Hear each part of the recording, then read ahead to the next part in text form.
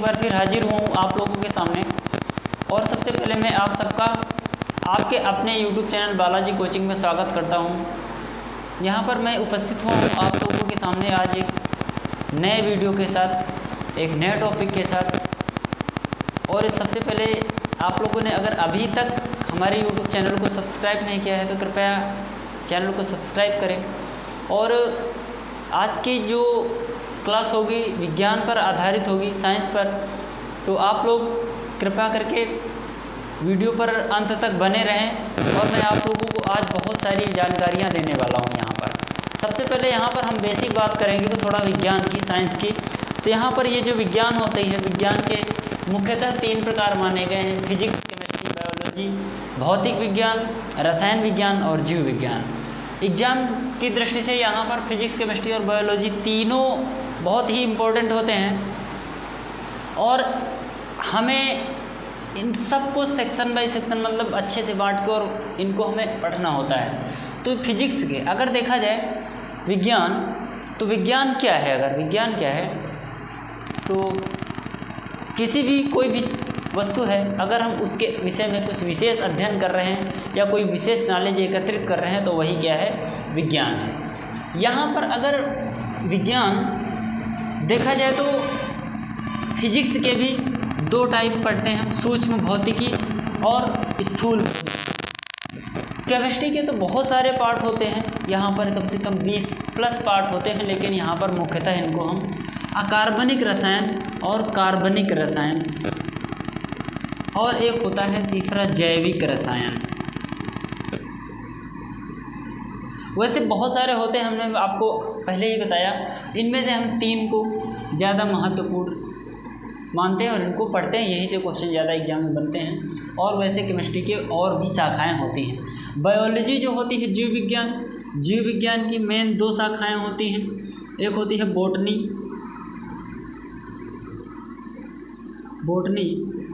और एक होती है जूलॉजी। इसको बोलते हैं वनस्पति विज्ञान। और यहाँ पर जूलॉजी को हम बोलेंगे जंतु विज्ञान। तो इस तरीके से हम विज्ञान को पढ़ते हैं। अब यहाँ पर देखेंगे हम, जैसे फिजिक्स की बात करें, भौतिक विज्ञान की बात करें, तो इसमें हम भौतिक चीज़ों का अध्ययन करते हैं, केमिस्ट्री, रसायन, केमिकल तत्वों आदि का अध्ययन करते हैं। बायोलॉजी में जीव जंतुओं आदि का अध्ययन किया जाता है। तो इनमें से फिजिक्स अगर देखा जाए, फिजिक्स से क्वेश्चन क्या बनते हैं? फिजिक्स में फिजिक्स के जनक अगर बात करें, फिजिक्स के जनक, भौतिक विज्ञान के जनक न्यूटन जी को माना जाता है। फिजिक्स के जनक किसको मानते हैं? न्यूटन को मानते हैं। रसायन विज्ञान, केमिस्ट्री के अगर देखे जाए जनक, तो केमिस्ट्री के जनक कौन है? केमिस्ट्री के जनक जो है मानते हैं किसको? लेवासियर को। क्या? लेवासियर को मानते हैं।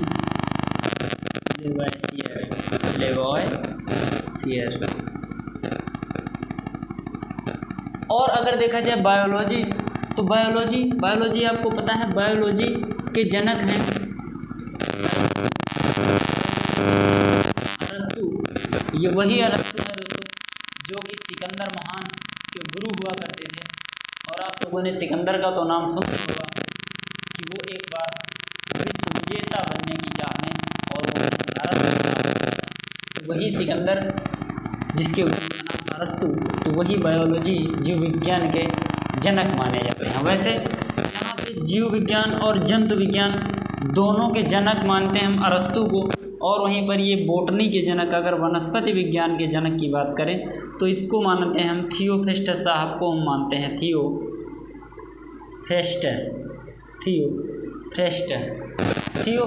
हम मानते हैं क्या? वनस्पति विज्ञान का।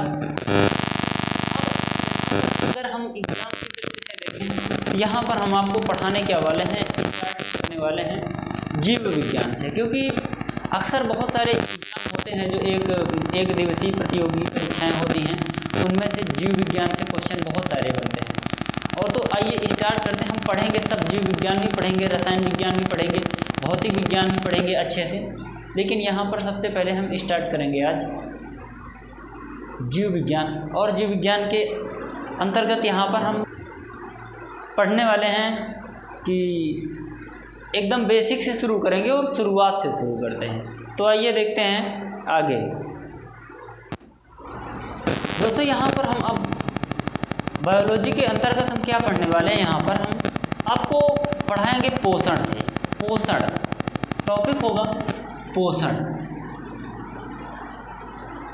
बहुत ही महत्वपूर्ण टॉपिक होता है ये, सभी एग्जामों में प्रायः इससे क्वेश्चन बनते रहते हैं। तो आइए इसको हम समझने की कोशिश करते हैं और ये है क्या। तो दोस्तों यहाँ पर सबसे पहले पोषण है क्या? उचित मात्रा में हमारे शरीर को, मतलब आवश्यकता के अनुसार, आवश्यकता के अनुरूप जब हमें भोजन मिलता है तो उसी को हम पोषण कहते हैं। और यहीं पे अगर हमें हमारे शरीर में जितनी आवश्यकता होती है उसके अनुरूप जब हमें भोजन नहीं प्राप्त होता है तो उसी को कहते हैं कुपोषण, और उस स्थिति में हमारा शरीर कुपोषण का शिकार हो जाता है। तो यहाँ पर पोषण क्या है, एकदम बेसिक से एडवांस लेवल की तरफ हम पढ़ेंगे और यहाँ पर हम एक एक जानकारी आपको समझाने की कोशिश करेंगे। तो यहाँ पे पोषण जो है, पोषण सभी सजीवों में होता है। पोषण जो है सभी सजीवों में क्या होता है, पोषण होता है दोस्तों। तो पोषण क्या है? पोषण जो है अगर देखा जाए, जो भी सजीव है सजीवों के लिए आवश्यक, सजीवों के लिए आवश्यक कहने का मतलब जो भी सजीव है वो पोषण, उसको पोषण की आवश्यकता होती है, और जिसे उचित मात्रा में भोजन प्राप्त करना, हमारे शरीर को जितनी ज़रूरत है, अगर उतनी एनर्जी नहीं पा रहे हैं हम तो हम कुपोषण का शिकार हो जाते हैं और इसी को कहते हैं हम कुपोषण। और अगर उचित मात्रा में बढ़िया से हमारे शरीर में सभी तत्वों की पूर्ति हो रही है तो उसको हम बोलेंगे पोषण, यानी कि उचित पोषण हो रहा है यहाँ पे। अब हम बात करेंगे आगे। तो सजीव क्या है? अगर ये सजीवों के लिए आवश्यक है, जो भी सजीव है उसे पोषण की आवश्यकता होगी। तो सजीव क्या है?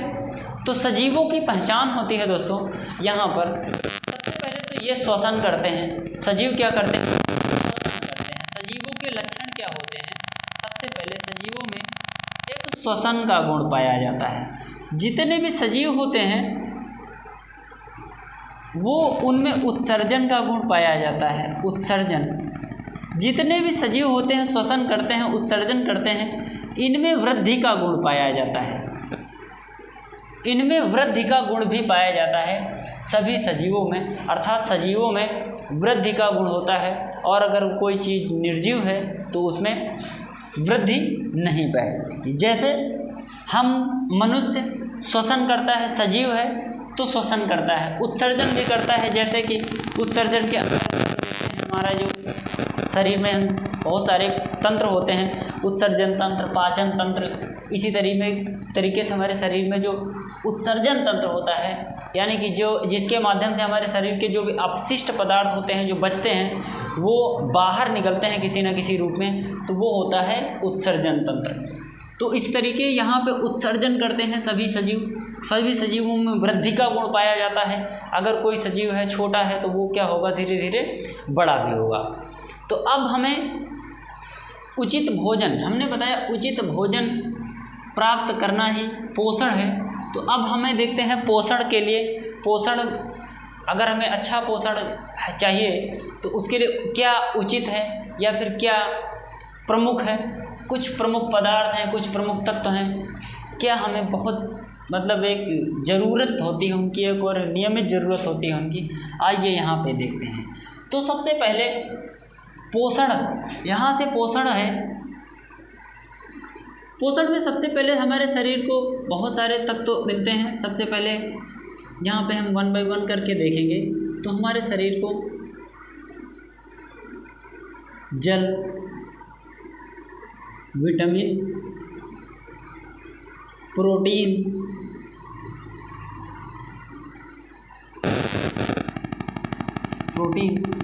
वसा, कार्बोहाइड्रेट,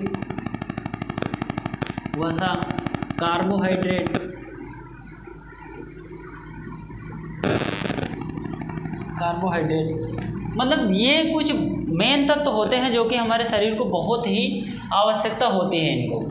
अब यहाँ पे हम इनको एक एक करके डिस्कस करेंगे। जल, क्योंकि जल भी हमारे मानव शरीर के लिए बहुत ही उपयोगी है, क्योंकि शरीर का 70% या 60 से 70% भाग जो होता है, वो भार जो होता है, वेट होता है, वो जल का होता है। विटामिन भी हमारे शरीर के लिए बहुत ही आवश्यक होते हैं। प्रोटीन भी बहुत मात्रा में, मतलब बहुत ही अधिक मात्रा में इसको मतलब हमारे शरीर में आवश्यकता होती है। ये अगर नहीं मिल रहा तो तब भी हमारा शरीर कुपोषण का शिकार होता है। फैट, ये भी हमें हमारे शरीर को पोषण प्रदान करता है। और कार्बोहाइड्रेट, ये भी हमारे शरीर को पोषण प्रदान करता है, इससे भी हमें ऊर्जा मिलती है। यहाँ पे देखेंगे, अब हम विटामिन से स्टार्ट करेंगे। आपको हम सबसे पहले पढ़ाएंगे विटामिन। यहाँ पर एकदम बेसिक से बढ़िया से समझने की कोशिश करेंगे कि विटामिन होते क्या हैं और ये क्यों इतना आवश्यक होते हैं हमारे शरीर के लिए। दोस्तों, यहाँ पे सबसे पहले अगर हम देखेंगे विटामिन, तो विटामिन दो शब्दों से मिलके बना हुआ है, वीटा धन अमीन। वीटा धन अमीन, इसका अर्थ क्या होता है? वीटा का अर्थ होता है शरीर, वीटा का अर्थ है बॉडी से है, शरीर से, और अमीन आवश्यक, शरीर के लिए आवश्यक तत्व ही क्या कहलाते हैं? विटामिन। ये जटिल कार्बनिक यौगिक होते हैं। ये हमारे शरीर को कोई ऊर्जा तो नहीं प्रदान करते, बट क्या करते हैं, ये हमारे शरीर के लिए, हमारे शरीर के पोषण में, हमारे शरीर के विकास में बहुत महत्वपूर्ण भूमिका निभाते हैं। कौन? विटामिन। दोस्तों, अगर देखा जाए विटामिन की खोज या विटामिन शब्द की मतलब विटामिन शब्द, इसमें दोनों में अगर हम देखेंगे तो सबसे पहले विटामिन की खोज, तो इसका श्रेय जाता है सबसे पहले, इसमें बड़ा कन्फ्यूजन रहता है। तो इसके जो खोज किया था, वो मेन जो तत्व विटामिन है, विटामिन ल्यूनिन ने कर दिया था, ल्यूनिन। और 1881 ईस्वी में इन्होंने कर दी थी, ल्यूनिन ने। लेकिन हुआ क्या, आपको ध्यान देना, खोज तो ल्यूनिन ने किया, लेकिन यहाँ पर अब हम एक नाम लेंगे फंक का, फंक। तो फंक साहब ने क्या किया, सबसे पहले विटामिन नाम दिया, मतलब जो मेन है विटामिन उसकी तो खोज ल्यूनिन ने किया, लेकिन ये है क्या, तो इन्होंने कहा इसका नाम विटामिन है, यही विटामिन कहलाएगा। तो विटामिन नाम किसने दिया? फंक ने। क्वेश्चन आता है यहीं पर, विटामिन की खोज किसने किया? तो विटामिन की खोज किसने किया था? ल्यूनिन ने किया था। अगर आ जाए विटामिन शब्द की खोज कौन करता है, तो विटामिन शब्द की खोज करता है फंक जी। अगर आपके ऑप्शन में ऐसा मिल रहा है, क्वेश्चन ये है कि विटामिन की खोज किसने किया और उसमें ल्यूनिन का नाम नहीं है और फंक का नाम है, तब आपको फंक भी सही करके आना है। अब आइए हम आगे बात करते हैं, विटामिन को आगे बढ़ाते हुए। विटामिन जो हैं ये बहुत एकदम जटिल कार्बनिक यौगिक होते हैं, जो कि हमारे शरीर के अंदर नहीं पाए जाते हैं, हमारे शरीर के अंदर नहीं पाए जाते हैं। इनको हाँ, क्योंकि चूँकि शरीर में मतलब इनकी आवश्यकता होती है, इसलिए इन्हें हम बाहरी स्रोतों से भी प्राप्त करते हैं, क्योंकि उतनी पर्याप्त मात्रा में हमारे शरीर में ये नहीं होते हैं। तो यहाँ पे देखेंगे कि हमें विटामिन जो हैं किस तरह के विटामिन होते हैं, इनको कहाँ से प्राप्त किया जा सकता है, कैसे हम प्राप्त करते हैं, उन पर डिस्कस करते हैं। तो विटामिन जो शब्द है फंक ने दिया। विटामिन, यहाँ पर विटामिन के प्रकार अगर हम देखें, इनके टाइप, तो विटामिन को दो तरीके से बांटा गया है, विटामिन को दो तरीके से बांटा गया है, और हम जानते हैं वो कौन कौन से, वसा में घुलनशील और जल में घुलनशील। ये इन्हें हम घुलनशीलता के आधार पर बांटते हैं। दोस्तों, किसके आधार पर बांटते हैं? घुलनशीलता के आधार पर। तो घुलनशीलता के आधार पर विटामिन दो प्रकार के होते हैं, वसा में घुलनशील और जल में घुलनशील। वसा में घुलनशील और वसा में घुलनशील की बात करें तो वैसे जैसे देखेंगे अगर हम थोड़ा ट्रिक के माध्यम से, कि जो विटामिन होते हैं ये कड़े होते हैं, जटिल कार्बनिक यौगिक होते हैं। तो कड़े, कड़े से मैंने एक ट्रिक बनाई, KADE,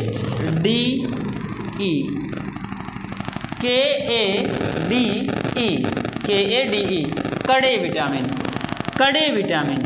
आपको क्या शब्द याद रखना, कड़े विटामिन। तो KADE, ये जो विटामिन है, ये विटामिन, इसको जरा हम ऐसे लिख दें, KADE, कड़े विटामिन। ये वसा में घुलनशील हैं। और जल में घुलनशील विटामिन कौन कौन से हैं? B एंड C, B तथा C। K, A, D और E, ये विटामिन जो हैं वसा में घुले हुए हैं दोस्तों। और जल में घुलनशील कौन है? B, C। मतलब ये नहीं कि जल में विटामिन B और C मिला रहता है, घुला रहता है, नहीं। मेरा कहने का मतलब ये नहीं, कहने का मतलब ये है कि जो विटामिन B और विटामिन C होते हैं, ये जब जल में ये घुल जाते हैं, मतलब कि जल में क्या होते हैं, मिल जाते हैं। तो यहाँ से घुलनशीलता के आधार पर हम दो तरह के विटामिन देखते हैं, वसा में घुल जाने वाले और जल में घुल जाने वाले।